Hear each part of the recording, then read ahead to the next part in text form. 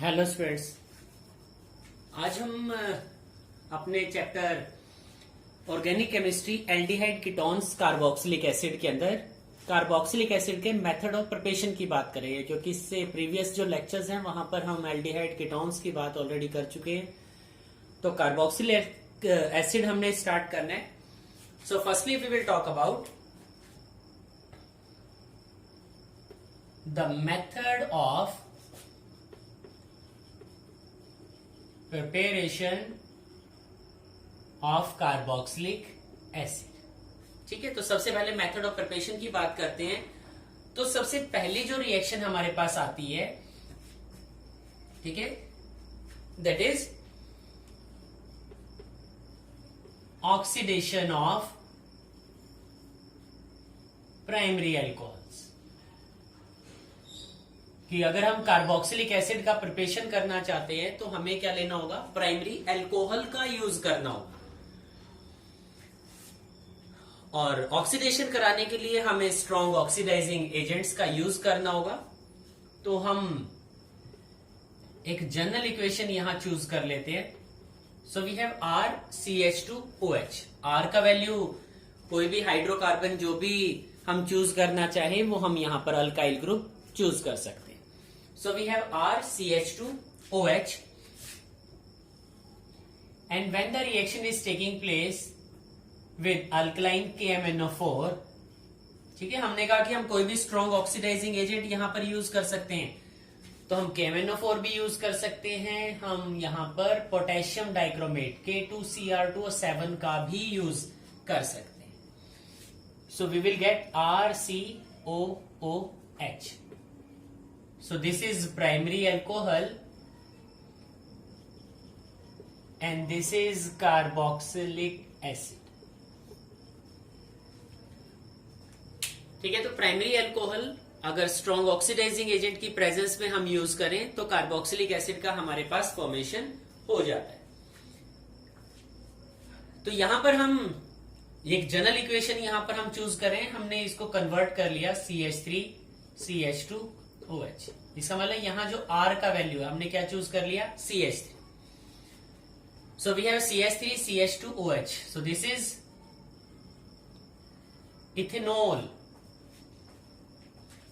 And when the reaction is taking place with alkaline KMnO4 और K2Cr2O7 potassium dichromate, we will get CH3COOH. It means ethanol is converted into ethanoic acid. ठीक है, हमने ethanol को क्या किया, ethanoic acid में convert करा लिया। इस रिएक्शन के लिए अगर हम बात करें कि इस रिएक्शन में हमारा लर्निंग क्या होगा, पहला तो यह है कि कन्वर्जन रिएक्शंस के लिए काफी इंपॉर्टेंट है कि इथेनॉल को हम इथेनोइक एसिड में कन्वर्ट करा रहे हैं। साथ ही साथ रिएक्टेंट में देखो, in the reactant we have number of carbons 2। ठीक है, रिएक्टेंट में हमारे पास 2 कार्बन प्रेजेंट हैं, तो प्रोडक्ट में भी हमारे पास क्या है, 2 ही कार्बन प्रेजेंट हैं। तो इस चीज का हमें यहां पर ध्यान रखना होगा कि जो नंबर ऑफ कार्बन्स हैं they are same in the reactant side as well as in the product side. So this is the oxidation reaction. तो एक एग्जांपल हमने एलिफेटिक अल्कोहल का चूज कर लिया, एक हम एरोमेटिक अल्कोहल यहां चूज कर लेते हैं।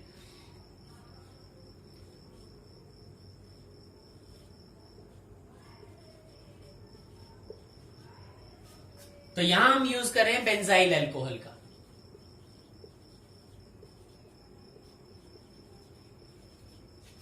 ठीक है, हमने बेंजाइल अल्कोहल को चूज कर लिया। इन्हीं सेम कंडीशन का हम यूज कर रहे हैं, हम अल्कलाइन KMnO4 या K2Cr2O7 के प्रेजेंस में ही रिएक्शन को कराते हैं, and it converts to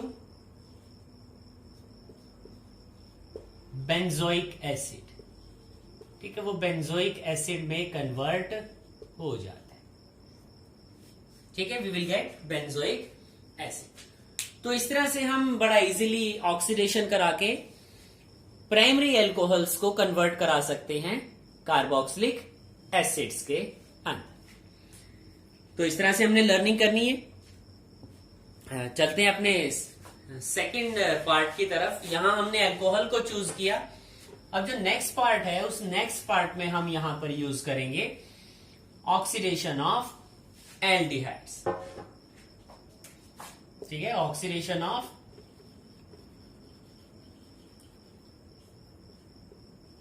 aldehydes हम यहां पर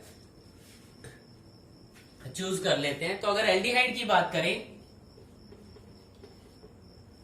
तो जब एल्डिहाइड सेक्शन हमने स्टडी किया था तो हमने वहां पर टॉलेंस रिएजेंट को स्टडी किया। तो अगर एल्डिहाइड का रिएक्शन टॉलेंस रिएजेंट के साथ कराया जाए तो ऑक्सीडेशन रिएक्शन होगा, and because of the oxidation we will get RCOOH, तो carboxylic acid.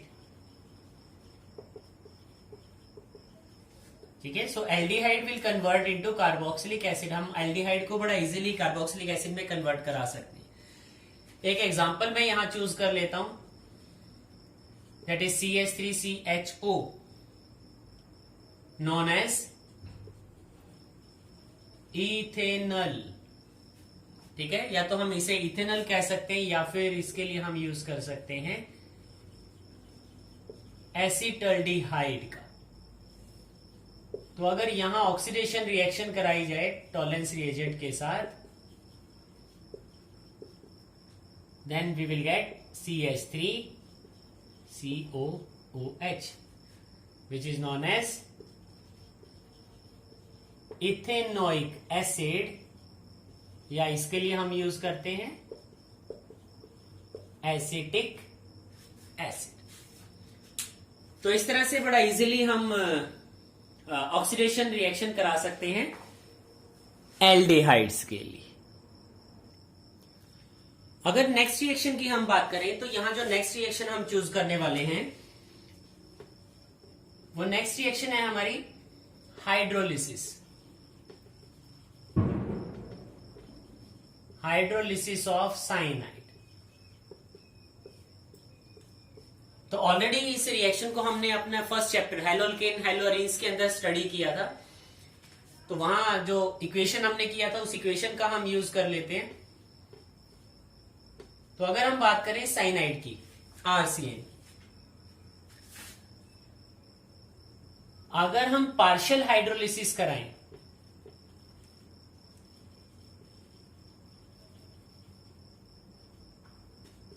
Then we will get amide. ठीक है, तो हमारे पास फॉर्मेशन हो जाता है अमाइड का, also known as acid amide. ठीक है, इस तरह से हम उसको रिप्रेजेंट कर देते हैं कि अमाइड का हमारे पास फॉर्मेशन हो जाता है। या फिर अगर हम कंप्लीट हाइड्रोलिसिस रिएक्शन कराएं, साइनाइड का अगर कंप्लीट हाइड्रोलिसिस रिएक्शन कराया जाए then it will convert to carboxylic acid. वो कार्बोक्सिलिक एसिड में कन्वर्ट हो जाता है। ठीक है, हम पहले जनरल इक्वेशंस की बात कर लेते हैं। अब देखो, हमने कहा कि साइनाइड का अगर हम पार्शियल हाइड्रोलिसिस कराएं तो एसिड अमाइड का फॉर्मेशन होगा, या अगर हम साइनाइड का कंप्लीट हाइड्रोलिसिस रिएक्शन कराएं तो कार्बोक्सिलिक एसिड का फॉर्मेशन होगा। लेकिन इस रिएक्शन को हम इस तरह से भी लिख सकते हैं, when the acid amide get partial hydrolyzed, we will get carboxylic acid. So there will be formation of carboxylic acid. So the hydrolysis reaction can take place in three manner, where the reactant we have cyanide. By partial hydrolysis we will get amide, with complete hydrolysis we will get carboxylic acid, or amide by partial hydrolysis can be converted into carboxylic acid. तो इन तीन तरह से बड़ा easily हम reactions को यहां पर करा सकते हैं। ठीक है, तो एक एग्जांपल लेके हम यहां पर बात कर लेते हैं।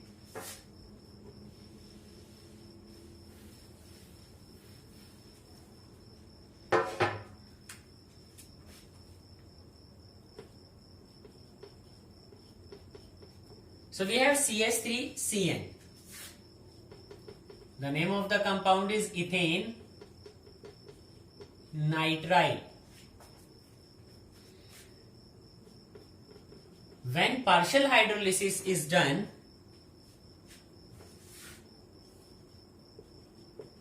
with acid or base, the hydrolyze we are doing, we will get amide. And the name of the compound is ethanamide. And when further the hydrolysis is done, it converts to acetic acid.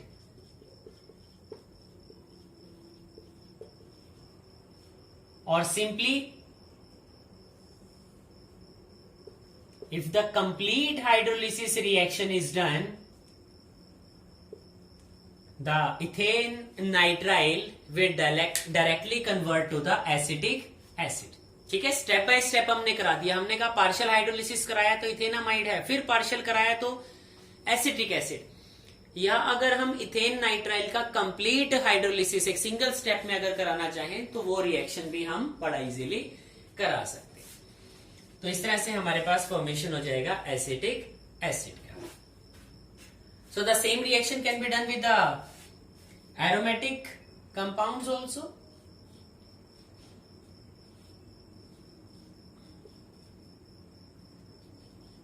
So this is benzo nitrile.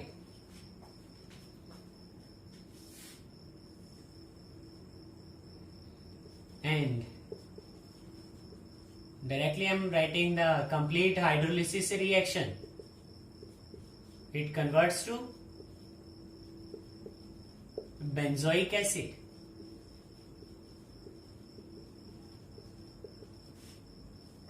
So benzonitrile can directly convert to the benzoic acid.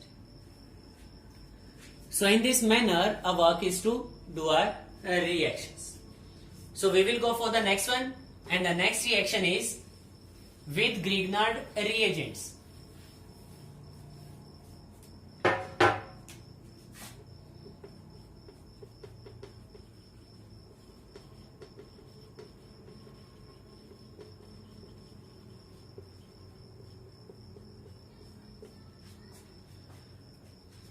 So again we will use firstly the general equation, the Grignard reagent we are using RMgX, and the reaction is taking place with carbon dioxide. ठीक है, Grignard reagent का reaction हम किसके साथ करा रहे हैं? Carbon dioxide के साथ. If we want to prepare carboxylic acid. ठीक है, अगर हमें कार्बोक्सिलिक एसिड का यहां पर फॉर्मेशन करना है तो यहां पर जब हम रिएक्शंस को कराएं, हमें पता है R group is partial negative and the MgX is partial positive. Carbon is less electronegative, oxygen is more electronegative, so it is partial positive, it is partial negative. So R group will attack on the electrophilic centre. ठीक है, जो alkyl group है which carries the negative charge, वो कहां attack करेगा? Carbon के ऊपर attack करेगा. And the pi bond will shift on the oxygen. ठीक है, जो बॉन्ड होगा वो ऑक्सीजन के ऊपर शिफ्ट हो जाएगा, and because of this we will get OMgX O and the attachment of R. ठीक है, ये ग्रुप हमारे पास बन गया.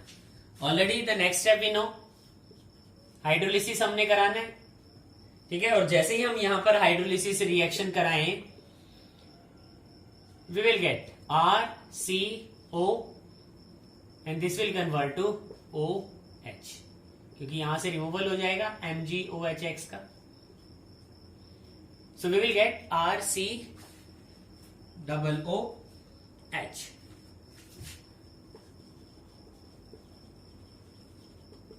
Carboxylic acid. लेकिन यहां बड़ी इंपॉर्टेंट चीज है ध्यान रखने के लिए, तो मैं यहां लिख देता हूं कि ध्यान क्या रखना है हमें. Remember, product has one extra carbon than reactant. ठीक है, जो प्रोडक्ट है हमारे पास, प्रोडक्ट में एक एक्स्ट्रा कार्बन हमारे पास आ गया रिएक्टेंट से। अगर मैं रिएक्टेंट की बात करूं ग्रिग्नार्ड रिएजेंट रिएक्शन के अंदर, then carbon dioxide is the reactant, और कार्बन डाइऑक्साइड में सिर्फ एक ही कार्बन प्रेजेंट है। लेकिन जो प्रोडक्ट हमारे पास बनता है कार्बोक्सिलिक एसिड, वहां देखो number of carbon are more than 1, एक एक्स्ट्रा कार्बन हमारे पास प्रेजेंट है। अब वो डिपेंड करता है आर के ऊपर कि जो अल्काइल ग्रुप हम यहां पर चूज करें या अराइल ग्रुप जो हम यहां पर चूज कर रहे हैं वो किस तरह का है, क्या होना चाहिए हमारे पास यहां पर। ठीक है, अब कार्बन डाइऑक्साइड ही है हमारे पास, तो कार्बन डाइऑक्साइड में एक ही कार्बन प्रेजेंट है, so it depends all on the value of R group. R के ऊपर डिपेंड करेगा कि हमारा प्रोडक्ट क्या होगा। इसलिए इस तरह की रिएक्शंस को काफी अच्छी तरह से ध्यान रखना। तो एग्जाम्पल के साथ अब यहां बात करेंगे कि किस तरह से एक कार्बन एक्स्ट्रा यहां पर चला जाता है। तो सबसे सिंपल एग्जांपल मैं यहां पर चूज करने वाला हूं अल्काइल मैग्नीशियम ब्रोमाइड। ठीक है, क्योंकि हमने मिथाइल ग्रुप यहां पर चूज किया, again we are using carbon dioxide, so simply partial negative, it is partial positive, so CH3 will attack on the carbon, this will shift on the next, and the reactions of the Grignard reagent, we know the reactions are taking place in the presence of dry ether। ध्यान रखना है Grignard reagent की reaction anhydrous conditions में होती है, water वहां present नहीं होना चाहिए। तो जैसे ही यहां पर रिएक्शन होगा CH3 get attached with the carbon, so we have CH3 CO Mg Br and double bond O, and further the hydrolysis reaction, और जैसे ही हम हाइड्रोलाइसिस को कराएं we will get CH3 COH double bond O, so acetic acid will be formed। तो फिर से बात मैं उसी चीज की करूंगा जिसको हमने ध्यान रखना है कि कार्बन डाइऑक्साइड में नंबर ऑफ कार्बन सिर्फ 1 थे रिएक्टेंट में, जबकि प्रोडक्ट में number of carbon are 2 because of this R group. ठीक है, जो नंबर ऑफ कार्बन है वो हमारे लिए इंक्रीज कर जाते हैं। तो इस तरह से यहां पर हमें रिएक्शंस का ध्यान रखना होगा। आगे चलते हैं, कुछ और रिएक्शंस यहां पर हम कर लेते हैं। तो यहां नेक्स्ट रिएक्शन जिसकी हम बात कर रहे हैं वो है from acyl chloride and anhydride. ठीक है, मैंने एग्जांपल यहां पर लिख दिए, this is acyl chloride RCOCl। जैसे ही हमने इसको हाइड्रोलाइज कराया it converts to the carboxylic acid. एक सिंपली क्या ध्यान रखना, in place of Cl there is attachment of OH। ठीक है, तो इथेनॉइल क्लोराइड, यहां पर हम आर ग्रुप अराइल भी चूज कर सकते हैं, अल्काइल भी हम यहां पर चूज कर सकते हैं। सो वी हैव CH3COCl, जैसे ही हाइड्रोलाइज कराया in place of this Cl we have OH। ठीक है, हम यहां पर अराइल ग्रुप हमने कहा यूज कर सकते हैं, तो बेंजोइल क्लोराइड हो जाएगा। जैसे ही हाइड्रोलिसिस कराएंगे we will get the benzoic acid. दूसरा हमारे पास है अनहाइड्राइड। ठीक है, अगर एसिड अनहाइड्राइड की बात करें तो अनहाइड्राइड को इस तरह से रिप्रेजेंट किया जाता है RCO, और वो ऑक्सीजन के थ्रू बॉन्डेड होते हैं। ठीक है, दीज आर अनहाइड्राइड।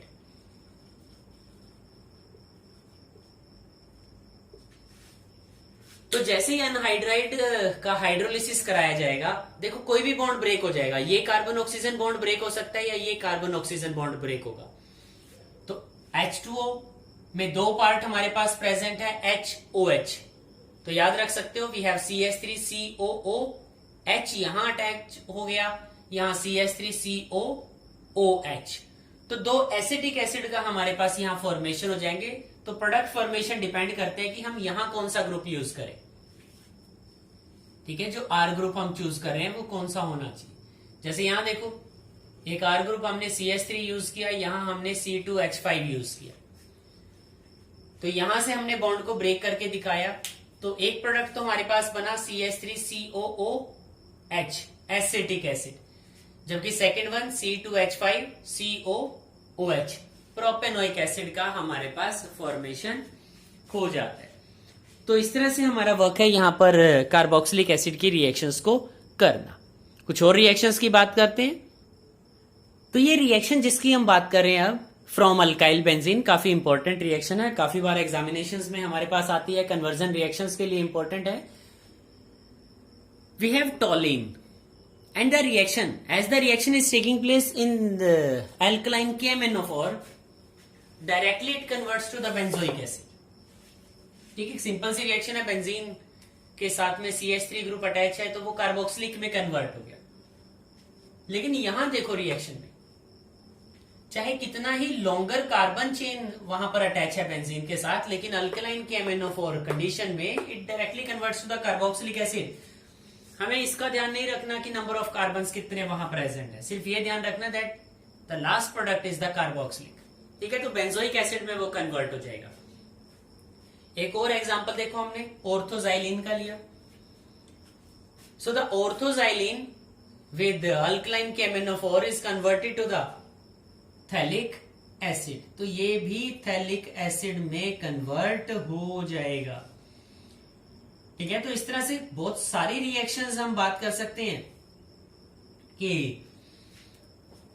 अगर हम अल्काइल बेंजीन को कन्वर्ट कराना चाहें बेंजोइक एसिड के अंदर या फिर एक कार्बोक्सिलिक प्रोडक्ट के अंदर, तो इस तरह से हम यहां पर मेथड्स का यूज करेंगे इन्हें कन्वर्ट कराने के लिए।